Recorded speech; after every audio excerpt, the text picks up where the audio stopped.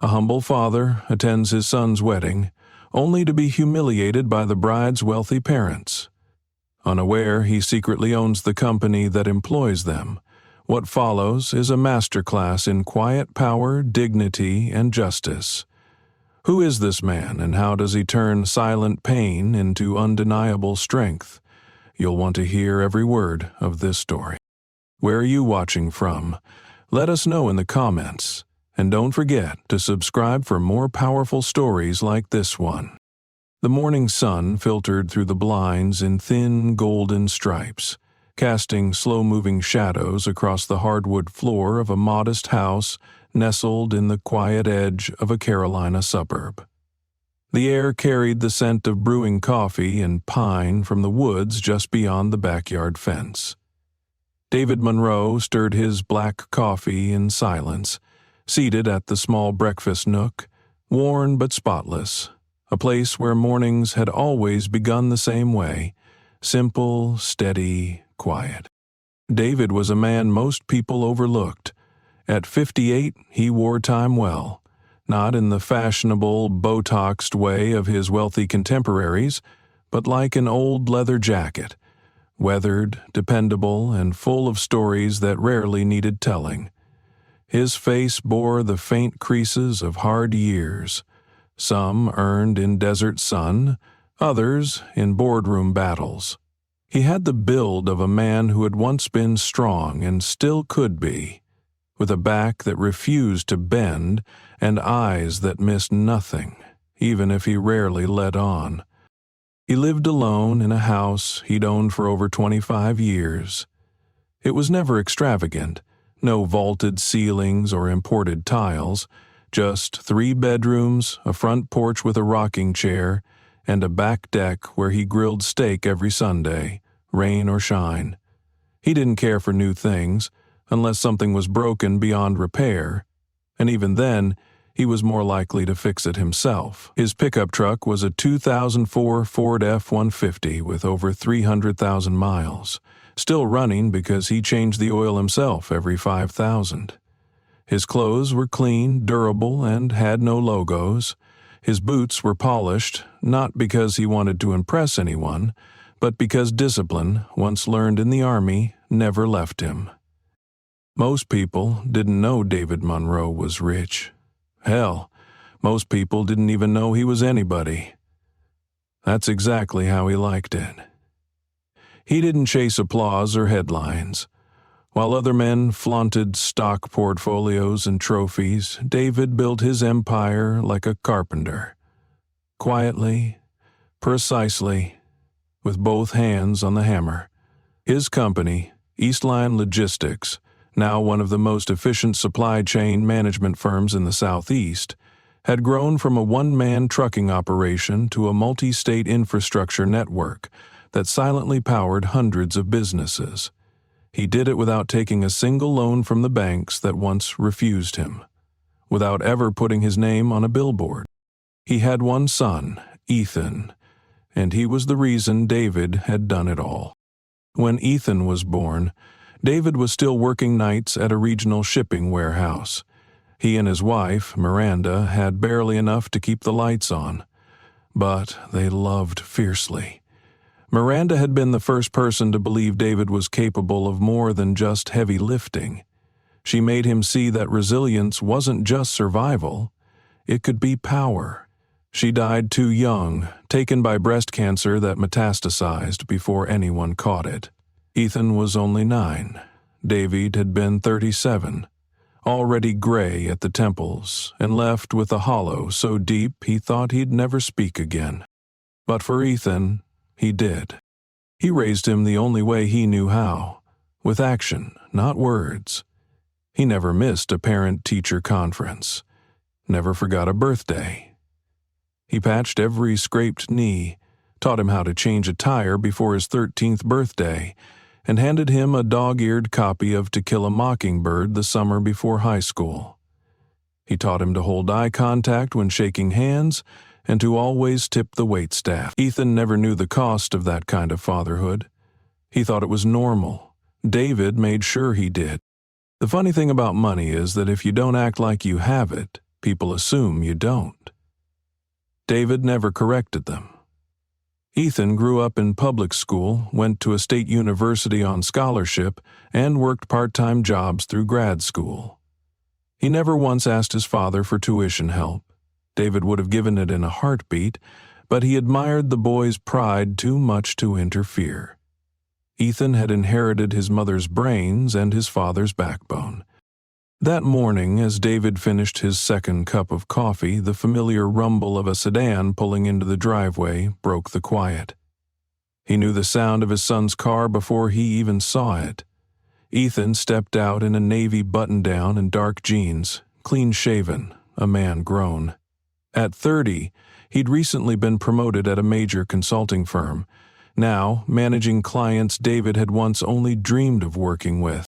"Hey, Pop," Ethan said, walking through the front door without knocking, as he always had.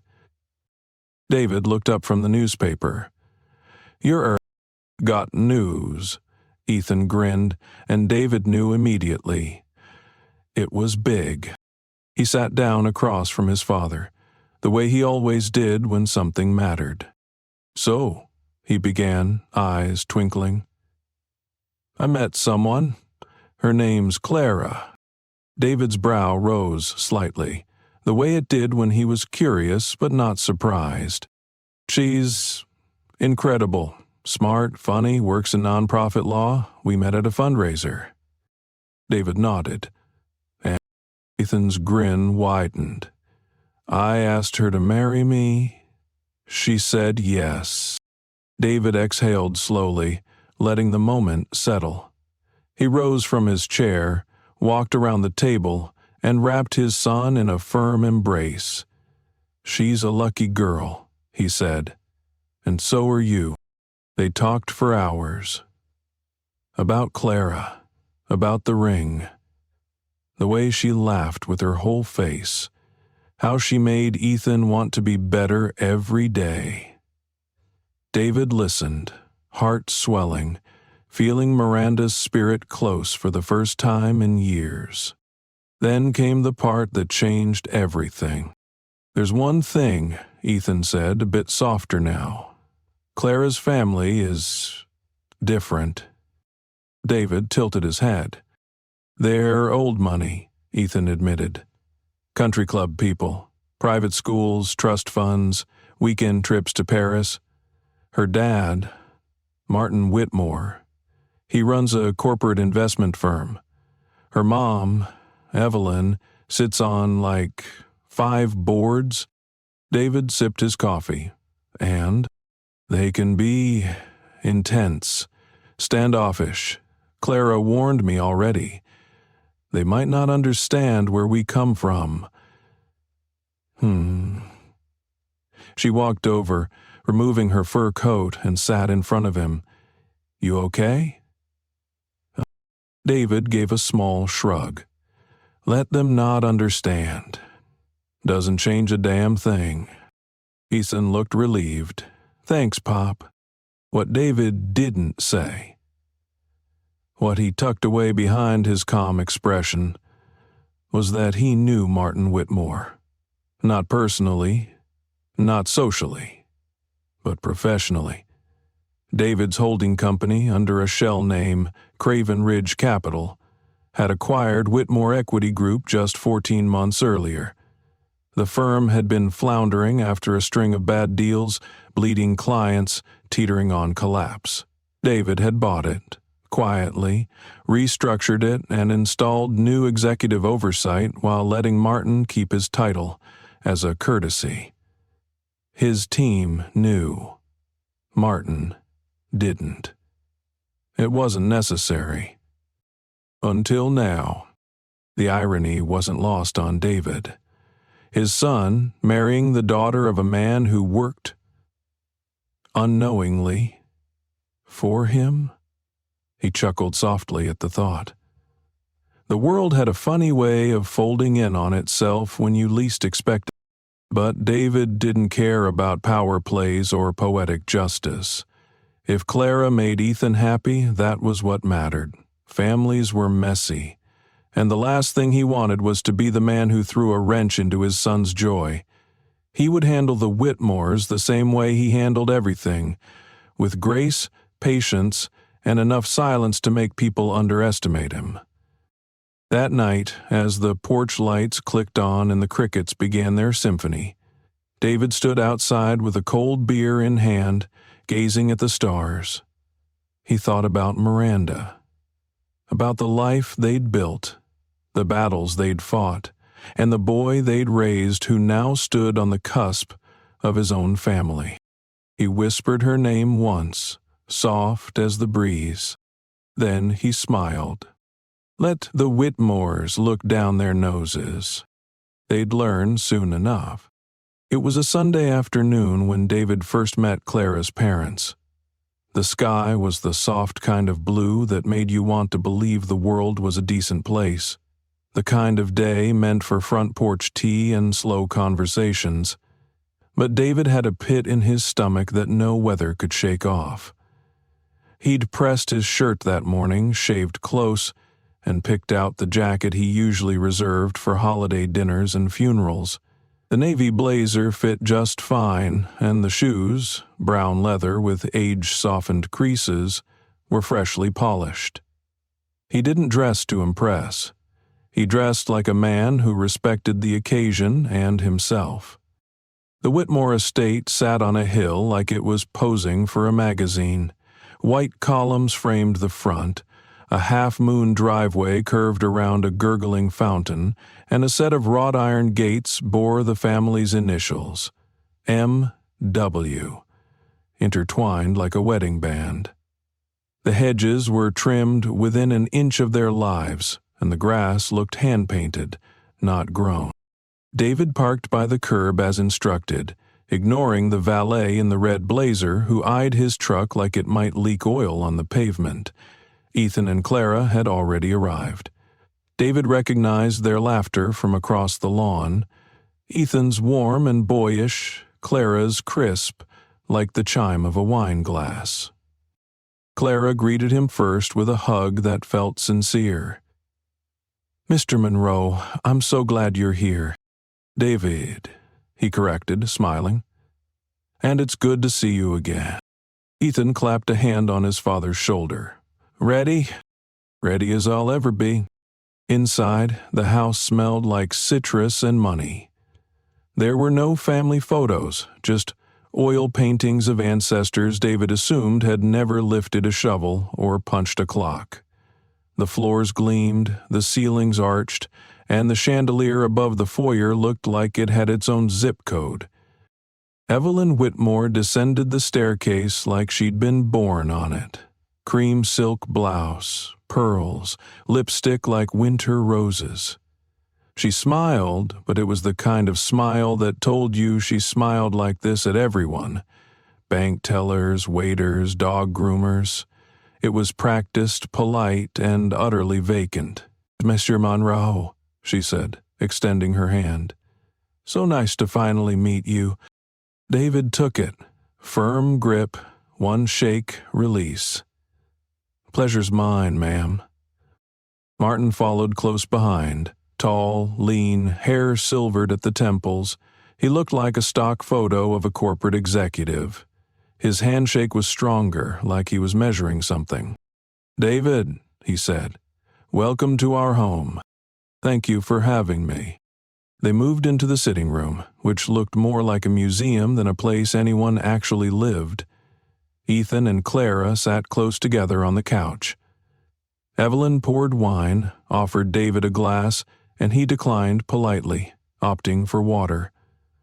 Martin swirled his own glass and launched into a story about their latest trip to Bordeaux. David listened, nodding where appropriate, staying quiet. He had no need to compete. He wasn't here to win anyone over. Eventually, Evelyn turned to him with her trained smile. "So, David, what is it you do exactly? Ethan mentioned something about consulting?" "Logistics consulting," David replied. "We help businesses streamline their operations. Distribution, transportation, warehousing." "Oh, how interesting," she said in a tone that suggested it wasn't. And how did you get into that line of work? David kept his expression neutral. Started with a truck and a clipboard. Built from there. Martin raised a brow. From the ground up, huh? That's admirable. You don't see that much anymore. So many kids these days think everything should be handed to them. Ethan shifted uncomfortably. David smiled. Well, I figured no one was going to hand me a damn thing, so I stopped waiting. Martin chuckled politely. Fair enough. Evelyn glanced at Clara. Darling, why don't you show Ethan the updated invitations? Clara took the hint and rose, tugging Ethan gently with her. David understood what was happening. A private moment. A vetting session. Martin leaned back, resting an ankle on his knee. You've done a good job with Ethan. Polite, driven, educated. I raised him to earn his place, not expect it. A commendable approach, Martin said. You know, Claire has always had refined tastes. She was accepted into Dartmouth, but chose Columbia because of their global law track. She's always gravitated toward excellence. David didn't miss the implication. He also didn't take the bait. So has Ethan. Of course, Evelyn interjected, though I imagine the culture shock has been interesting for both sides. David turned to her, his voice calm. People adapt. When they want to. Evelyn smiled tightly, taking another sip of wine. Yes, well, weddings are always a bit of a balancing act. So many details. And when families come from, let's say, different backgrounds, it can require a bit of finesse. David nodded. Good thing I've spent my whole life solving complicated problems. The room fell into a delicate silence before Martin cleared his throat and changed the subject to stock performance.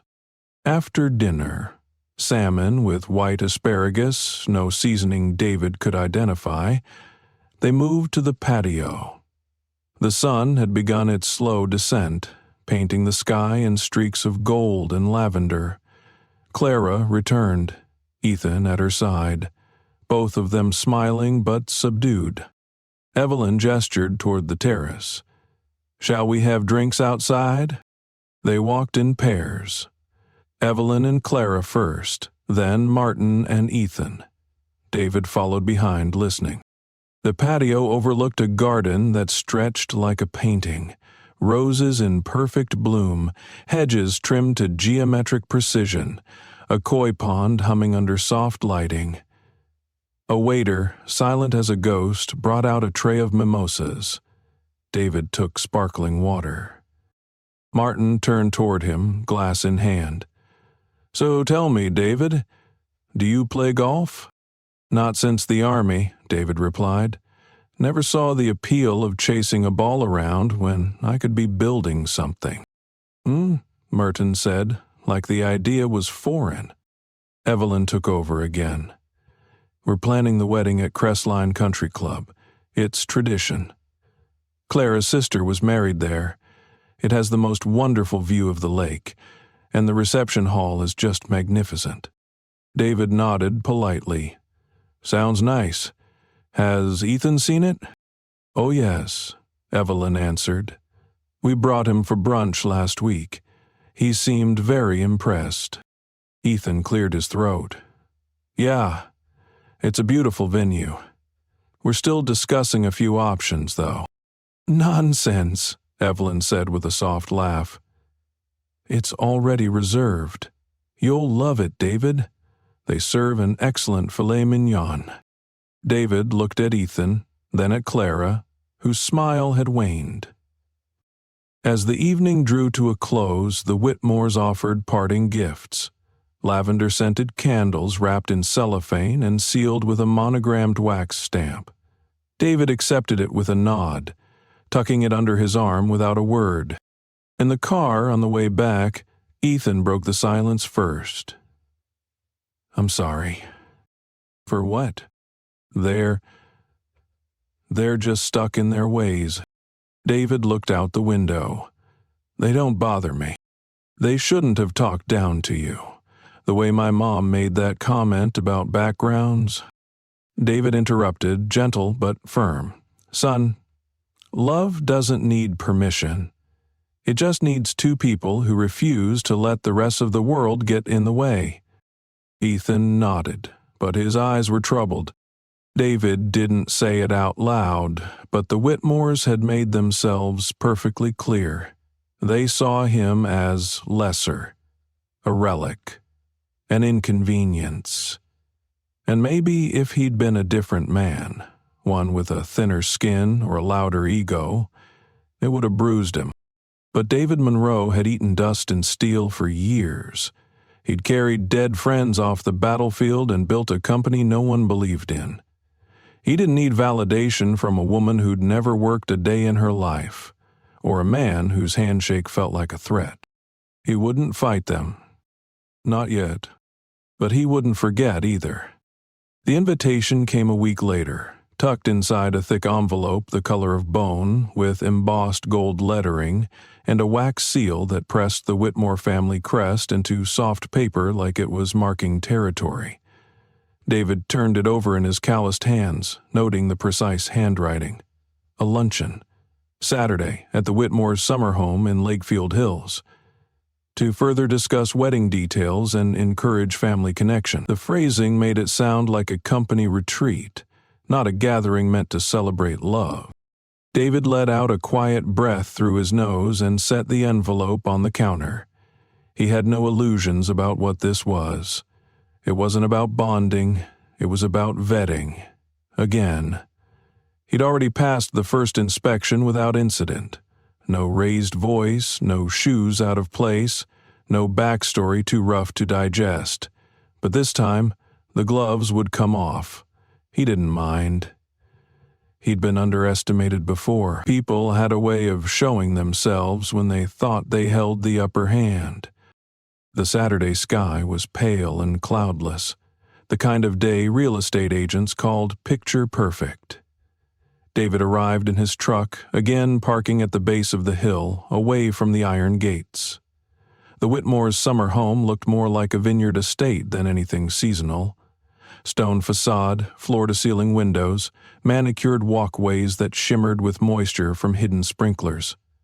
The front doors opened before he could knock. Clara greeted him first. Soft blue dress, barefoot on the slate tile floor, as if trying to bring warmth into a place determined to stay cold. "Thank you for coming," she said, her voice just above a whisper, as though she knew the weight of what this day might bring. David gave a short nod. Wouldn't miss it. Ethan appeared a second later, his smile tight. "It'll be okay," he said, though it was unclear whether he was convincing David or himself. Inside, the walls gleamed with natural light and expensive silence. Every piece of furniture looked untouched, more for showing than sitting. The air smelled faintly of lemon polish and orchids. A grand piano sat in the corner, perfectly tuned and likely never played. Evelyn entered in a cream-colored dress, her pearls as blinding as her posture. She didn't extend her hand this time. "Drinks on the terrace," she said, already turning toward the French doors without waiting for an answer. On the terrace, Martin stood near the railing, swirling something amber in a glass and laughing too loudly at a joke no one had made. A young man in a white shirt and bow tie poured mimosas from a silver pitcher. David opted again for sparkling water. Ethan did the same. Clara accepted a drink but held it like a prop. "Ah, the man of mystery," Martin said when David stepped into the sunlight. "Come to give us more insight into this impressive young man of yours?" David smiled, even. "I'll do my best." Martin gestured for him to join him near the railing. "So, David, what kind of business did you say you were in again?" "Logistics consulting," David repeated, calm. "Of course," Martin said, in the tone of a man pretending to understand something he had no interest in. Always admired small business owners. Backbone of America and all that. There's value in starting from the ground up, David replied, taking a measured sip of his drink. Martin chuckled, as though that were the punchline to something. Well, you certainly raised a fine man. Ethan's sharp, driven. Clara's lucky to have found someone with ambition. The pause before that last word was deliberate. David caught it, tucked it away. As the afternoon unfurled, conversations drifted from wedding logistics to more abstract topics: heritage, tradition, family legacy. Evelyn launched into a story about Clara's great-aunt who married into Dutch nobility.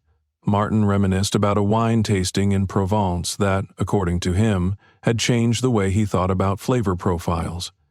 Occasionally they'd toss a comment in David's direction, the way one might throw a bone to a polite stray.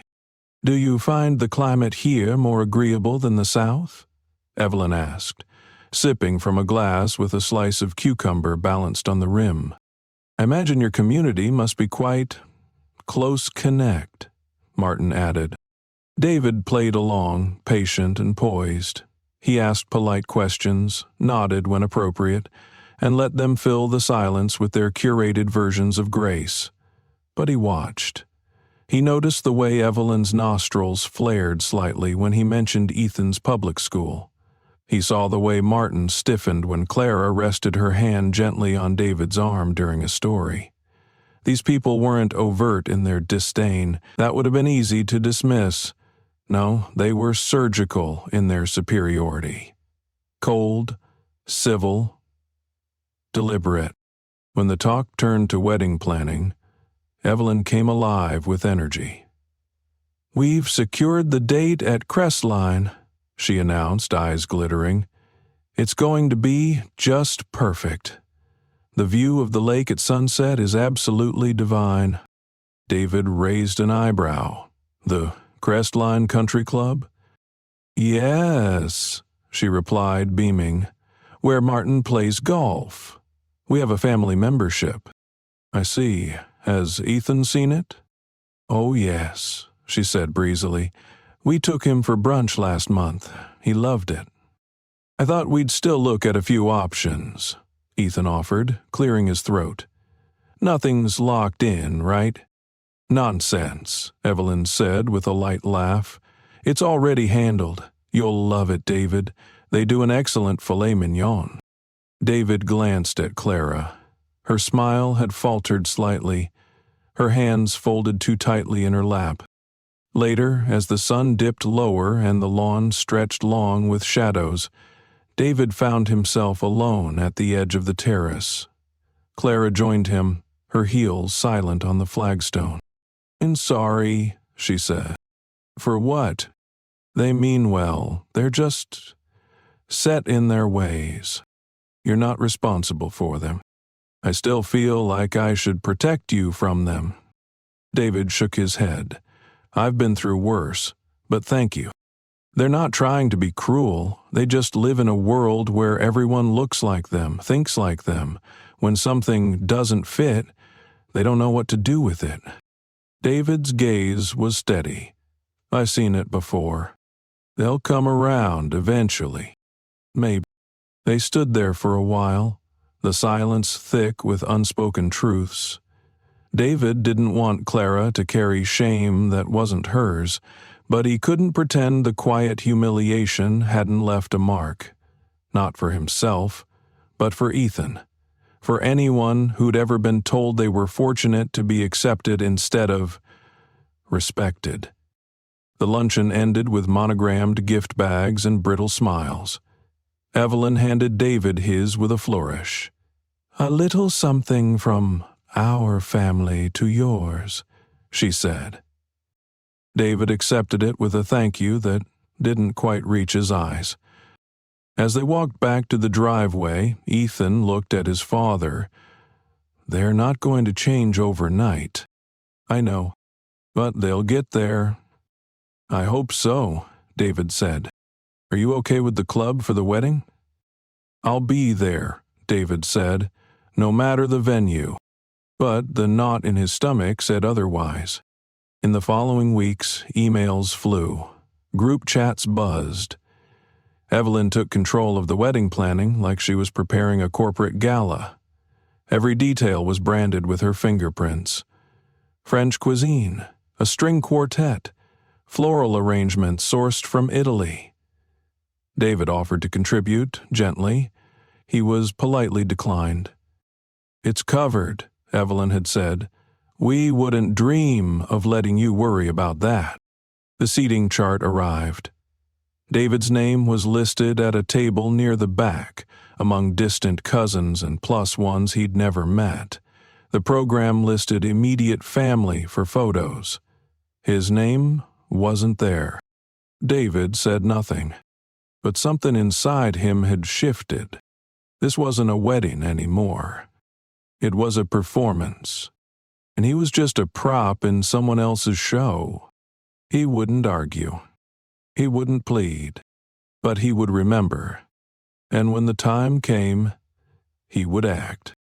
The week before the wedding arrived, wrapped in lavender silk and layers of subtle exclusion. The planning had taken on a life of its own, and David found himself slipping further from the picture with every new email chain he wasn't copied on, and every decision made without his voice in the room. The transformation was gradual, like fog rolling in, silent, invisible until it thickened enough to blot out the landscape. It began with the cake tasting.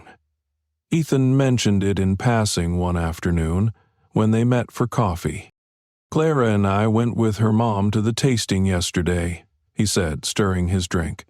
They picked this lemon lavender thing. It's good, light, not too sweet. David blinked. I didn't know that was yesterday. Ethan froze, his spoon clinking against the mug. I thought Clara sent that invite to you. It might have just been a calendar glitch. David let it go. He always did. Then came the rehearsal dinner seating chart.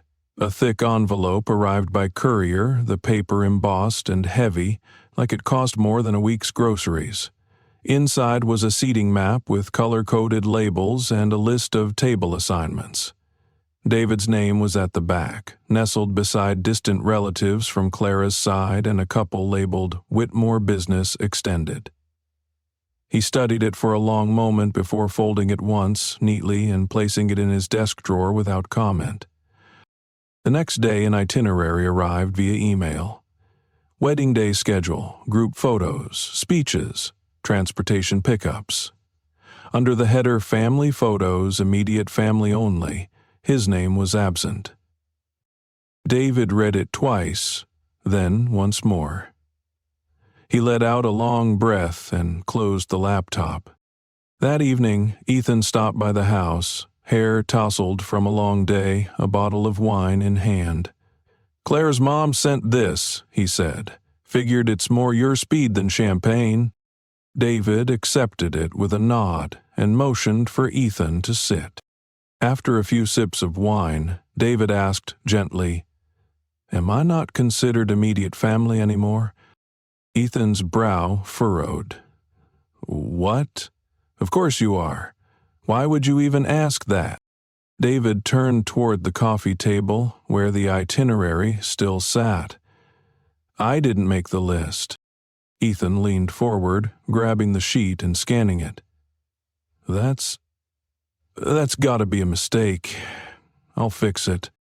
David smiled to soften the edge. You've got a lot on your plate. I don't want to be another thing. I'll fix it, Ethan said again, firmer this time. But David knew how these things worked. It might be corrected, or someone might accidentally restore the original list before the day arrived. He had no control over that. What he did have control over, however, was how he would respond. Days later, another envelope appeared. This one included the official printed program. Inside was a small graphic, a family tree connecting the bride and groom's heritages. David's name appeared in small print with no title. No mention of Miranda. No, in loving memory. No acknowledgement that she had ever existed. Meanwhile, under the Whitmore lineage, Evelyn and Martin's names were featured prominently, followed by a brief paragraph about their legacy of excellence and tradition in the community. David stood in his kitchen with the program in hand, the afternoon sun spilling across the floor, illuminating the ink-like truth exposed under a harsh light.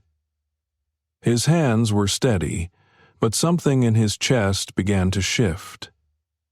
Not anger, not even grief, just a deep, dawning certainty. They were trying to erase him, piece by piece, and they didn't even see it. To them, he wasn't a father. He was an artifact, a background prop, a necessary inconvenience. That night, David went into his study. The room was simple: oak shelves, a worn desk, a single photograph of Miranda and Ethan on the mantel. He unlocked the cabinet beneath his desk and pulled out a black portfolio, thick with documents, contracts, acquisition reports, emails. At the top was the one that mattered most: Whitmore Equity Group. Acquired 14 months ago through his holding company. Still operated under Martin's leadership as a courtesy. David believed in giving people a chance to turn things around. But the truth was, the company had only survived because of David's team. They'd injected capital, cleaned up internal processes, retained clients Martin had nearly driven away with arrogance and mismanagement. The irony was thick. The very people treating him like a footnote were still signing paychecks funded by his quiet authority. He flipped through the paperwork until he found the clause he was looking for: transitional management oversight. The contract allowed him to initiate a performance review and full restructuring at any time. David sat back, the leather chair creaking softly beneath him. He didn't smile. He didn't plot. He simply breathed. In, out, in again. Steady. The next morning, he sent a short message to his executive assistant. Schedule a full leadership review meeting for Whitmore Equity, in person, Monday morning. All department heads present. The reply came in under 5 minutes. Confirmed. David closed his laptop and poured himself a fresh cup of coffee. No cream, no sugar, just dark and quiet. Like resolve. He didn't tell Ethan. Not yet. He wouldn't allow the wedding to become collateral damage in a war David hadn't started. But he wouldn't stay silent either. Later that afternoon, he attended a walkthrough at the Crestline Country Club, finally invited, though perhaps only as a formality. The grounds were pristine, every blade of grass at attention. The venue coordinator led a stiff tour, detailing how no outside food vendors were allowed, how photography would be limited to designated zones, and how music would remain classical and elegant. No contemporary play. David asked a simple question. Will there be any acknowledgement of Ethan's mother? The coordinator blinked, flustered.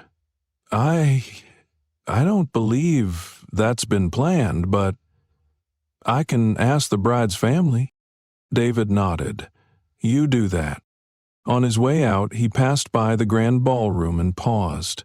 Inside, florists arranged towering centerpieces, while caterers buzzed like bees in white coats. Across the room, Evelyn was speaking with the event planner, her voice light but clipped. No, we can't have urban music during cocktail hour. I want it elegant. Think old Hollywood, not lounge bar. David watched from a distance. He didn't interrupt. He didn't speak. But he listened. And he remembered. That evening, as he stood in his driveway, watching the sunset stain the sky orange and gold, David thought about the miles he'd walked in silence, the sacrifices made in shadows. He thought of Miranda's laughter, of the nights he sat at the kitchen table counting pennies so Ethan wouldn't see the fear in his eyes. And he thought of this wedding, not as a ceremony, but as a statement. A message written between lines of floral arrangements and curated menus. It said, "You're here because we allow it. You'll smile where we ask, you'll sit where we place you, and then you'll disappear." But David Monroe had never been the disappearing kind. He walked back inside, opened his laptop again, and sent one more message to his assistant. Also, prepare a performance and ethics audit. Include employee feedback forms. Anonymous. Wide distribution. She responded, understood. The wheels were turning. Not out of spite. Not out of revenge. But because respect wasn't something you requested with an invitation. It was something earned or reclaimed. And David Monroe was about to do both. The morning of the wedding arrived dressed in gold. Sunlight poured in through the curtains of David's bedroom, pooling on the floor like honey. The silence of the house was heavier than usual, not suffocating, but dense, like the air before a storm. He woke before his alarm, out of habit more than excitement, and moved through his morning rituals with quiet precision. The coffee brewed strong and black. The razor slid over his jaw with practiced ease. He ironed his navy three-piece suit for the second time, though he'd already pressed it the night before. There was no music, no rush, no calls, just the rhythm of a man preparing for something he couldn't name but had long felt coming. The suit fit like it always had. Well, not fashionably tight like the ones Ethan's generation wore, but right, purposeful, built for a man who moved deliberately and expected to be taken seriously. His shoes, polished to a modest shine, had carried him through boardrooms and burial plots.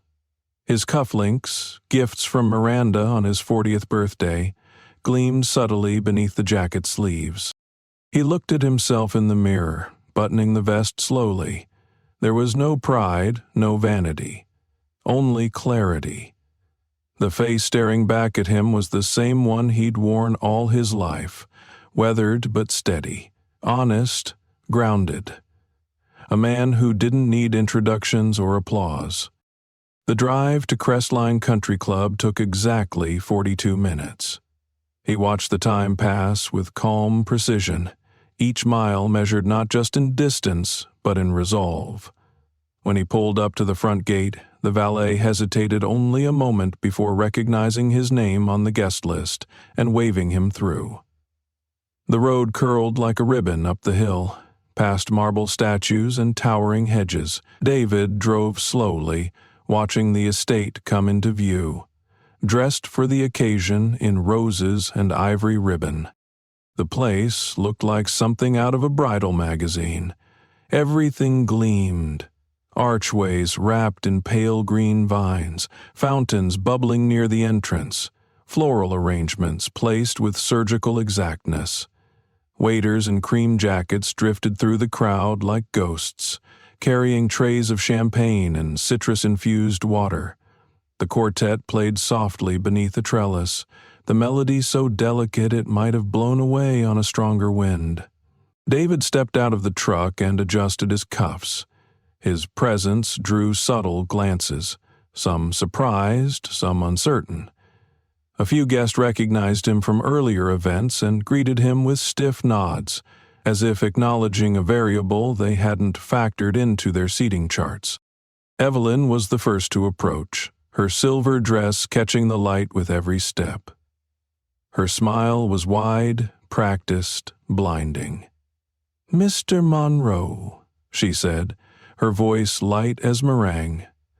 "Lovely to see you. Right on time." David returned the smile, though not the warmth. "Wouldn't miss it." She glanced at his suit, eyes flicking from collar to shoes.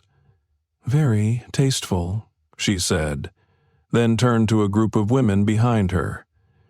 As she walked away, David heard the tail end of her whisper. At least he wore something appropriate. The women tittered behind manicured hands. David said nothing. Inside, the clubhouse was a cathedral of white and gold. Chandeliers hung like frozen waterfalls above long tables set with polished cutlery and glassware so clear it seemed invisible. Place cards gleamed in gold ink. David found his table 17 near the back of the room, beside guests he didn't know and hadn't met. He didn't complain. He took his seat, folded his hands, and watched. When it was time, he stood for the ceremony. Clara walked down the aisle, draped in satin and pearls, her eyes fixed on Ethan, who stood at the altar like a man caught between disbelief and devotion. David felt something rise in his chest. Not sadness, not pride, but something deeper. The kind of feeling that pressed against your ribs, made you aware of every breath. The vows were spoken, the rings exchanged. A kiss. Applause. The music swelled as the couple walked hand in hand through a tunnel of petals. Then came the photos. David moved forward instinctively when the coordinator called for family portraits. Clara stood with her parents in the center of the grand staircase. Ethan moved beside her. David stepped into place, only to be stopped by a hand. Evelyn's, palm raised as if directing traffic. "Just a moment, Mr. Monroe," she said sweetly. "We're doing immediate family first." David paused, then nodded. "Take your photos." The photographer hesitated, uncertain, but Evelyn waved them on. Flash after flash lit the foyer as David stepped back, returning to his place near the refreshment table. A young waitress offered him a glass of water. Her hands trembled slightly as she passed it to him. He thanked her. She smiled nervously and disappeared. Moments later, he heard Evelyn again. "Excuse me," she snapped at a different server. "That is not the vintage I approved. I was very specific. Sauvignon Blanc, not Chardonnay. Please find someone who understands the difference." The server stammered an apology and retreated. No one else batted an eye. David watched it all, the carefully managed performance, the layers of exclusion. He wandered the garden alone during cocktail hour, listening to conversations that floated on the wind, market updates, ski vacations, golf handicaps. Near a hedge, he heard two of Martin's colleagues speaking in hushed tones. "Smart kid," one said. "Charles really did a good thing, bringing him on board. Gave him a future. Pulled him out of the rough, that's for sure," the other added. Martin laughed. "Well, we saw potential. Everyone deserves a chance." David stood 10 feet away. Not one of them looked in his direction. Dinner was served in waves, plates more art than nourishment, ingredients listed in French. The conversation at David's table was polite but distant. A distant aunt of Clara's asked if he was from the South. When he said yes, she replied, "Well, you carry yourself with such dignity, you'd hardly know." He excused himself to the restroom and returned in time for the speeches. The ballroom glowed with candlelight and the clink of champagne flutes. Evelyn took the microphone first. "When Clara was a little girl," she began, "I used to tell her she deserved the very best. The best life, the best love, the best future. And when she brought Ethan home, I knew she had chosen someone with potential, someone we could shape, nurture, elevate." There were chuckles, a few claps. Ethan's smile faltered. "And we are so proud of him," Evelyn continued. "He's come so far already, and with Clara by his side, I know he'll go even further. Martin followed, speaking of legacy and ambition. He thanked the guests, the vendors, and then, almost as an afterthought, turned toward David. "And let's not forget Ethan's father," he said, raising his glass. "A hard-working man, a small business owner who gave his son strong roots. I think we can all agree Ethan's in good hands now. Maybe he'll even help his dad grow that little venture into something substantial." Polite laughter rippled across the room. David took a sip of water and said nothing. He imagined another version of this day, a version where Miranda sat beside him, hand in his, pride in her eyes, a version where Ethan's story was told with truth, not charity, a version where he wasn't a placeholder at a table full of strangers. He could have stood, he could have corrected them, could have revealed that the company Martin claimed to lead belonged to him, that he'd saved it from bankruptcy, restructured it, funded its recovery, that the lights stayed on because he kept them on. He could have reminded them that dignity wasn't defined by wealth, and that respect wasn't measured by who wore the flashier tie. But he didn't, because it wasn't his day. It was Ethan's, and he wouldn't stain it.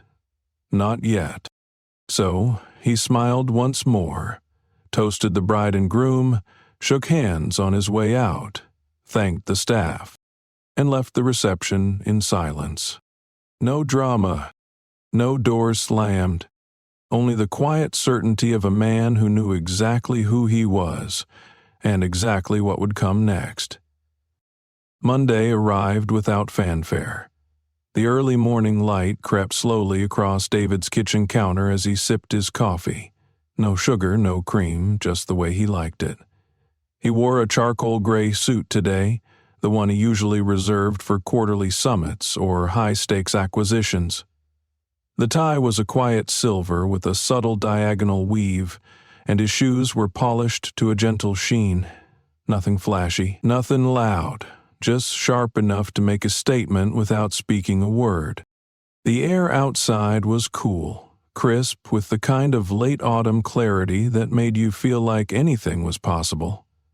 As he drove into the city, traffic moved like a slow tide, and David didn't rush it. He was patient by nature, methodical. The building that housed Whitmore Equity Group stood tall on a corner downtown, wrapped in glass and steel, projecting a level of authority its internal chaos did not deserve. He entered the lobby and gave the receptionist a small nod. The woman blinked in surprise, her fingers pausing mid-typing. "Good morning, Mr. Monroe," she said, her voice a bit too high. He could tell the whispers had already started.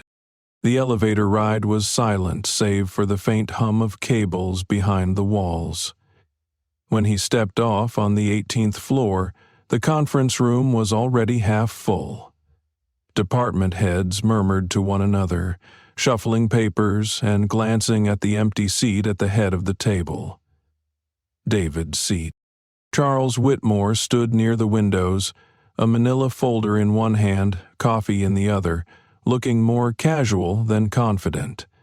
His smile slipped when he saw David. Caroline sat beside him, her tablet open, fingers stilling as recognition dawned. Her lips parted slightly, but no words came. David offered a small, cordial nod. "Good morning," he said, his voice calm but firm. "Let's begin." He didn't wait for anyone to stand or offer him the chair. He moved to the head of the table, opened his leather folio, and began laying out the documents one by one. Every motion was smooth, deliberate. He had no need to rush. "As many of you may already know," he said, "I represent the majority shareholder of Whitmore Equity Group's parent company." Silence dropped like a curtain across the room. A few executives stiffened in their seats. Others leaned forward, eyes narrowing as if trying to recalibrate what they thought they knew. "For the past 18 months, we've monitored your performance, reviewed leadership practices, and gathered internal feedback. He continued, "Today, we'll be discussing the results." He turned a page and gestured to the slide now visible on the wall mount screen. It was a graph, simple, color-coded, unmistakable. A steady decline in revenue over 5 quarters. Below it, client churn metrics, employee retention rates, satisfaction surveys. Each data point a quiet indictment. Charles cleared his throat. "David, perhaps we can—" David held up a hand. "You'll have time to respond. For now, please let me finish." He moved through the presentation, each slide cutting deeper. Anonymous complaints, HR reports, cultural toxicity, discriminatory language, a consistent pattern of exclusionary hiring, performance instability in upper management, a culture more focused on optics than outcomes. "I've read each report personally," David said. "These are not isolated issues. They are systemic." He didn't embellish. He didn't raise his voice. He didn't need to. The facts were loud enough. He turned his attention to Charles.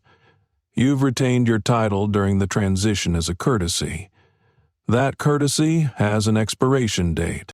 Carolyn sat frozen, her lips pressed into a pale line. Her fingers clutched the edge of her chair, knuckles white.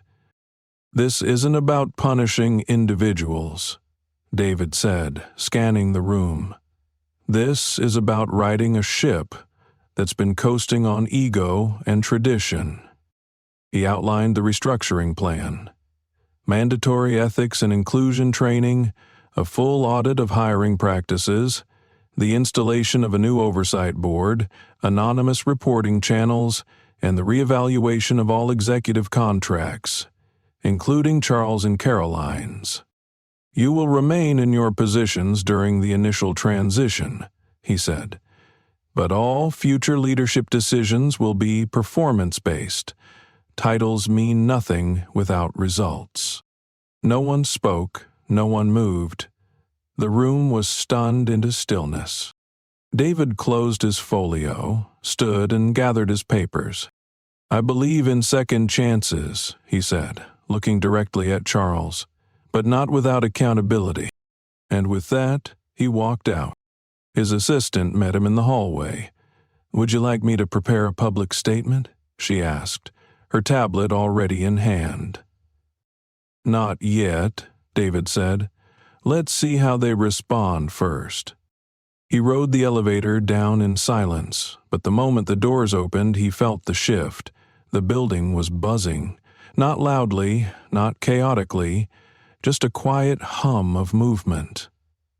As if everyone had felt something heavy roll off the top floors and land with a thud they hadn't expected. That night, David sat on his porch with a glass of bourbon and watched the stars. The air was still, not triumphant, not celebratory, just settled. He didn't feel revenge. He didn't want it.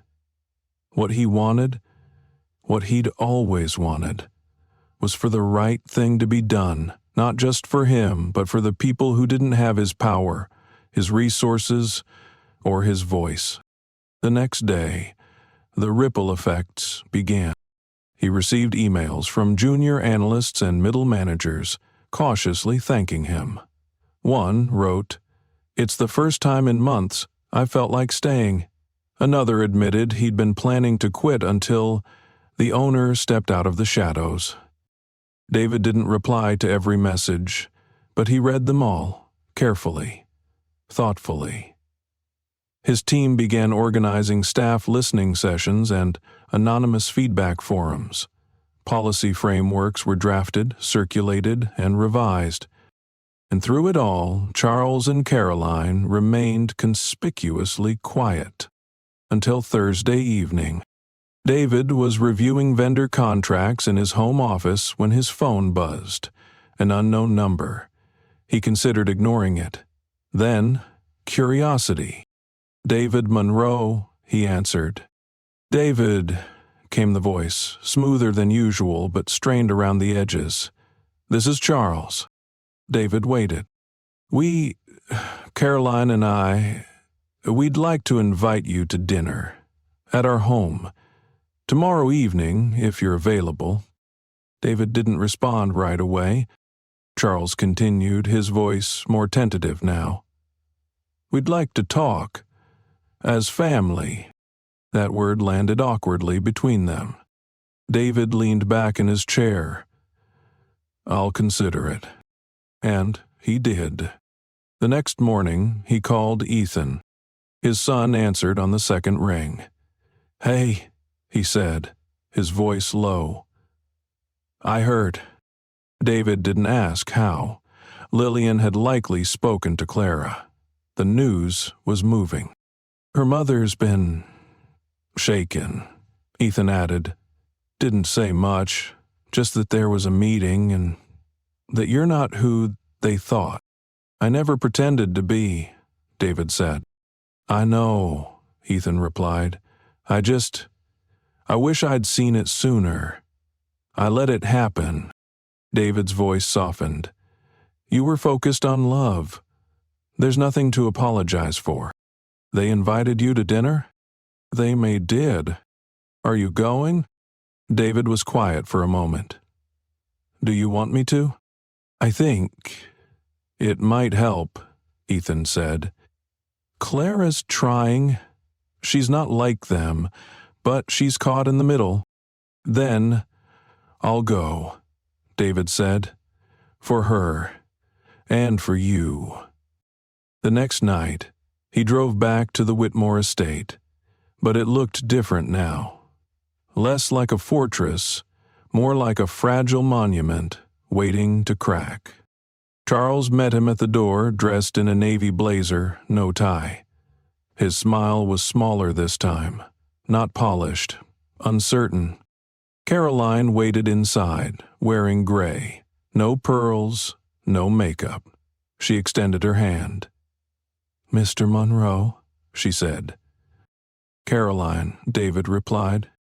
The dining room had been stripped of grandeur, no centerpiece, no crystal, just 4 place settings and a modest roast on a silver tray. They made small talk at first, about the weather, about Ethan and Clara's honeymoon plans, about the garden. But then the silence came, heavy, real. "I owe you an apology," Charles said, setting his fork down. "We both do," Caroline nodded. "We misjudged you. At first, we didn't know who you were. Then, when we did, we didn't know how to respond." David didn't blink. "You didn't just misjudge me. You misjudged everyone who didn't fit your mold." Charles exhaled slowly. "We got comfortable, arrogant, thought the way we'd always done things was the right way." "Respect doesn't require a resume," David said. "It shows in how you treat people when you think they have nothing to offer you." Caroline swallowed hard. It wasn't malicious. "No," David agreed. "It was ordinary. And that's the problem." Charles looked up. "We want to change that." David held his gaze. "Change doesn't start with words. It starts with action." After dinner, there were no grand statements, no dramatic reconciliations, just dishes cleared and coffee poured. But something had shifted. Not everything, not enough, but something. Outside, the stars had started to emerge. As David stepped off the porch, Ethan appeared in the driveway, waiting. "You okay?" his son asked. "I'm fine." "They said they listened." "They did." Ethan paused. "This is our family now. I want it to reflect who we are." David nodded. "Then make it so." And for the first time in weeks, when he drove home, The night didn't feel so heavy. It had been a week since the dinner at the Whitmore's house, and the air between them had shifted, slightly, delicately, like the first warm wind before spring makes up its mind to stay. David hadn't expected transformation, and he still didn't. People didn't change overnight, especially people who had been handed comfort their entire lives. But the apology, however imperfect, had been sincere enough to warrant a pause in judgment. He spent most of that week back at East Line's headquarters, his schedule packed with transition reports from the Whitmore audit, ethics reviews, and performance evaluations. He didn't micromanage. He didn't need to. His people were sharp, focused, and now inspired. The culture was shifting, not just in policies but in posture. People walked the halls with straighter backs. They asked harder questions. They listened more carefully. And they saw each other. Then, on Thursday evening, Ethan called. David had just finished reading through a memo from HR when the phone buzzed. He answered without checking the ID. He always picked up for his son. "Hey," Ethan said, his voice lower than usual. "Got a minute?" Oh, there was a pause on the other end. Not hesitation, just wait. "I keep going back to the wedding," Ethan admitted. "That moment during the speeches, when they talked about you like you were some... Side note, like none of it really belonged to you." David said nothing for a moment, letting Ethan fill the silence. "I let it happen," his son continued. "I kept thinking if I just waited long enough they'd come around, that love would be enough. I didn't push back because I didn't want to cause a scene." "You were navigating love," David said softly. "That's never a weakness." Ethan let out a breath. "Clara wants to have dinner. Just the four of us. Casual. No speeches, no caterers. She said she wants it to be real this time." David's voice was gentle. "And you? I think it matters. Then I'll be there." The invitation arrived the next day, this time written by hand. No gold foil, no embossing. Just a simple card on cream stock with Clara's name in elegant cursive. Below, in a different ink and slanted script, Ethan had written, "Will cook." David arrived at the Whitmore's home just after 7. The street was quiet, the autumn leaves crunching softly beneath his tires. This time he parked in the driveway. No valet, no instructions. The porch light glowed warm and steady, not the icy white hue it had been before. Ethan opened the door before David could knock, wearing a plain button-down and jeans, sleeves rolled, apron still tied around his waist. "Hey, Dad," he said with a smile. This one wasn't forced. "Smells good," David replied, stepping inside. The house looked different. Not in structure, still vast and curated, but in tone. There was music playing softly from a small speaker in the kitchen, something soulful, low and comforting. The formal dining room had been bypassed for the breakfast nook off the kitchen, a round table with 4 chairs, no folded napkins, no centerpieces, just plates, glasses, a candle flickering low. Clara stood at the stove, stirring something in a ceramic pot. Her hair was pinned up loosely, a smear of flour on her sleeve. She looked up and smiled. "I'm glad you came." "I wouldn't have missed it," David said. Caroline entered next, holding a dish of roasted vegetables. She wore a simple blouse and slacks, no jewelry. Her hair tied back like she was someone's mother, not someone's brand. She looked older this way, and somehow more human. She set the dish on the table and turned to David. "I hope you're hungry." Charles followed with a tray of warm bread. His face looked drawn, not from exhaustion but from humility. the look of a man learning to be quiet in a house he once ruled with charm and control. They sat together without ceremony. Ethan served, Clara poured water, Caroline passed the salad, and Charles, to David's surprise, asked him first if he'd like seconds. The conversation began with small things. Ethan's new project at work, Clara's efforts to transition out of the family firm, the herbs they were trying to grow on the windowsill. But slowly, the air shifted. Caroline put her fork down gently and looked at David. "I've been thinking a lot about that day." He didn't need her to explain which one. "I've replayed it again and again," she continued. "What I said, what I didn't say, the way I made you feel." "You didn't make me feel anything," David replied. "You showed me who you were. I decided how to feel about it." Charles looked up from his plate. "I don't know how to undo that." "You don't," David said. "You build something new, and you do it without expecting applause." Clara reached across the table and took Ethan's hand. "We've started something different. But it doesn't matter if it stops with us." David nodded. "Culture starts in the home. It spreads the same way rot does. Or light." There was a quiet after that, but it wasn't uncomfortable. It was full of understanding, fragile and still forming, but real. After dinner, they moved to the back patio, mugs of tea in hand.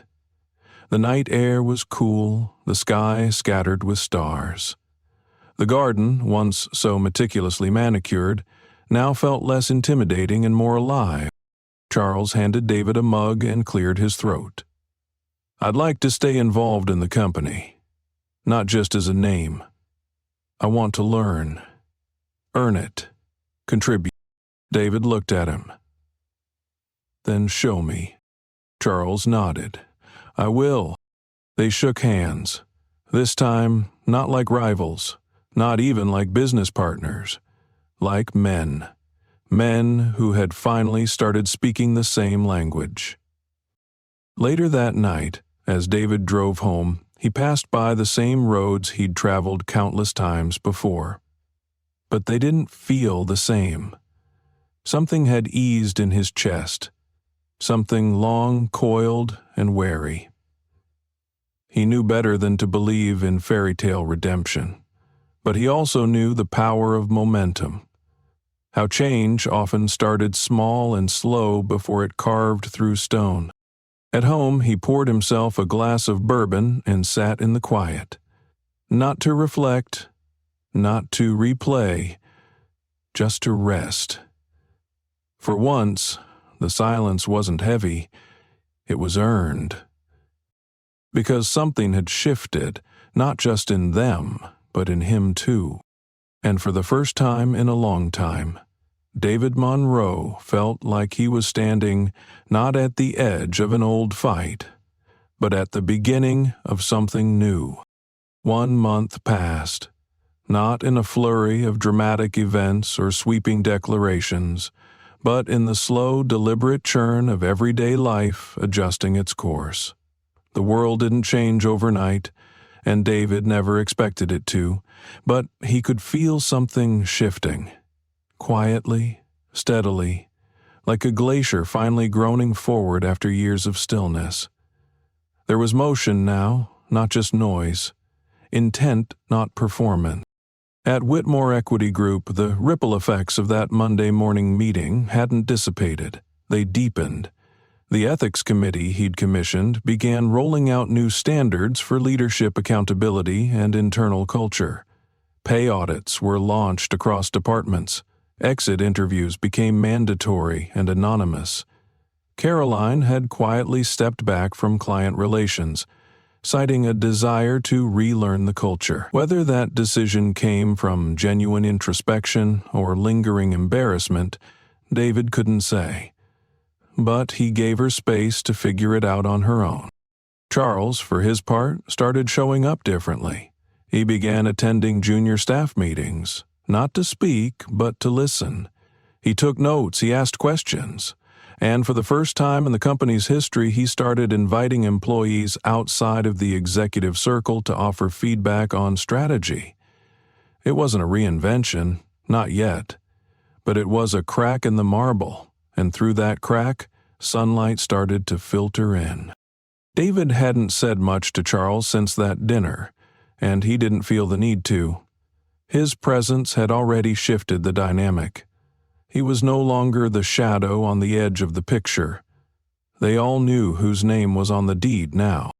At home, David kept to his routine, still drinking his coffee black in the mornings and listening to Coltrane in the evenings. But his phone buzzed more often now, not from work, from Ethan. Their conversations were slower, more reflective. Sometimes they didn't talk about anything important, just the weather or a recipe Ethan had tried or a book Clara had recommended. But there were moments when the silences said more than the words. Moments when David heard in his son's voice a kind of peace that hadn't been there before. One evening, after dinner at their new apartment, Ethan walked David out to his car. They leaned against the hood for a while, side by side, watching the sky turn navy above the treetops. "You were right," Ethan said quietly. David didn't answer at first. "About all of it? About how people show you who they are? About pride not being the same thing as strength?" David finally turned his head. "You figured it out on your own." Ethan smiled. "I had help." He paused again, then added, "Clara's still angry. Not at you, at herself. She feels like she let it all happen for too long without pushing back. She'll find her balance," David said. "The trick isn't to avoid mistakes. It's learning how to own them without letting them define you." Ethan nodded slowly. "I know my parents want to be different now. I really do. But I also know they wouldn't have moved an inch if you hadn't shown them the edge." David gave a small chuckle. "Sometimes people don't realize they were never in control until they feel what it's like to lose it." They stood in comfortable silence, and then Ethan's tone shifted, playful now. "Are you ever going to show me what's under that tarp in your garage?" David raised an eyebrow. "The car? You know exactly what I mean. I've seen it like once when I was 6. You said it was just something old and moved me along like I'd caught you hiding a spaceship." David smirked, thinking of the dusty Porsche 911 he'd kept covered for years, untouched but not forgotten. "You think you're ready for that kind of truth?" "I think we've both earned it." The next morning, David rose before dawn, as he always did. But instead of heading to the kitchen, he walked straight into the garage. The cold concrete floor pressed against the soles of his feet as he flipped the light on and crossed to the far side where the tarp waited, gray and heavy with time.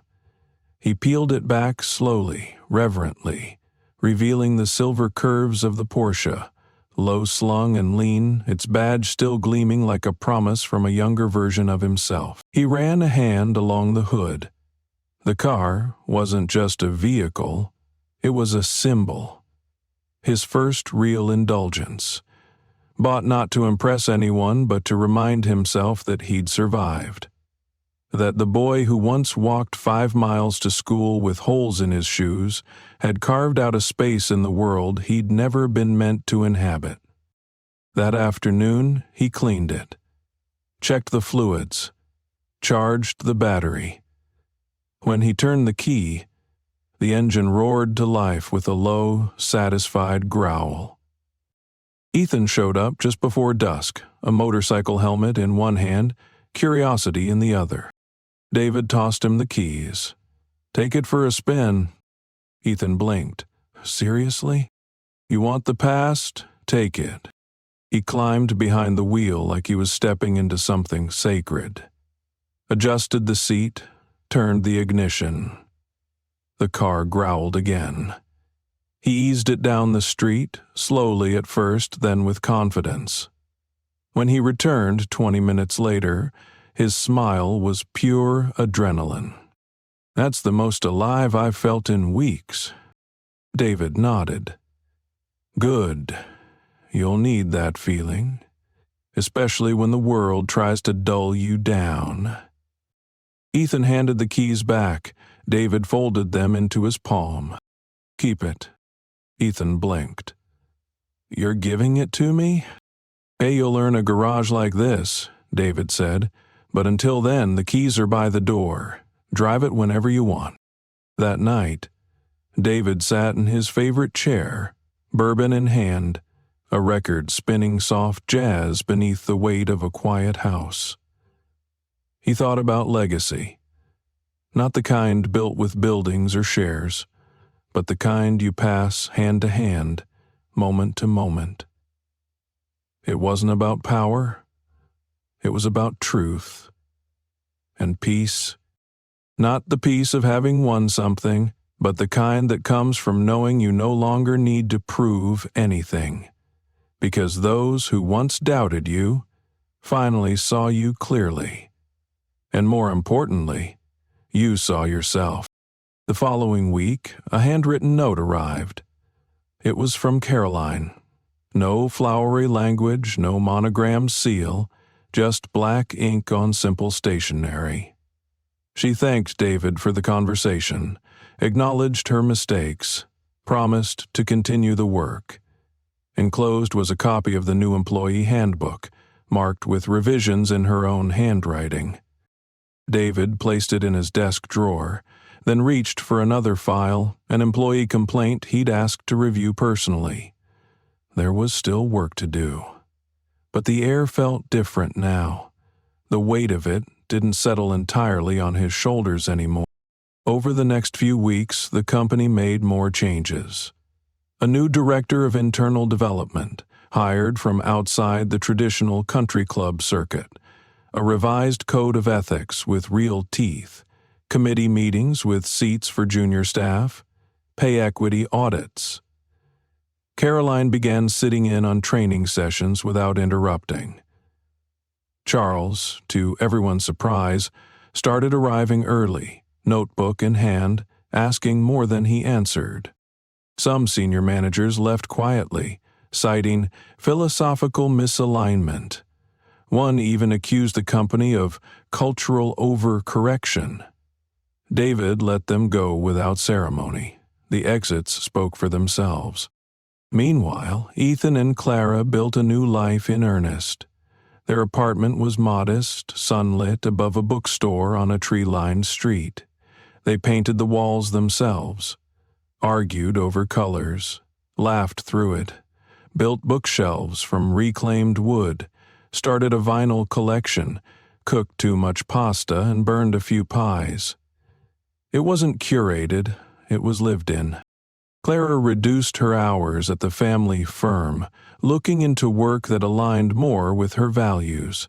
Ethan earned respect in his role, not for his last name, but for his work ethic, his empathy, and the way he carried himself when no one was watching.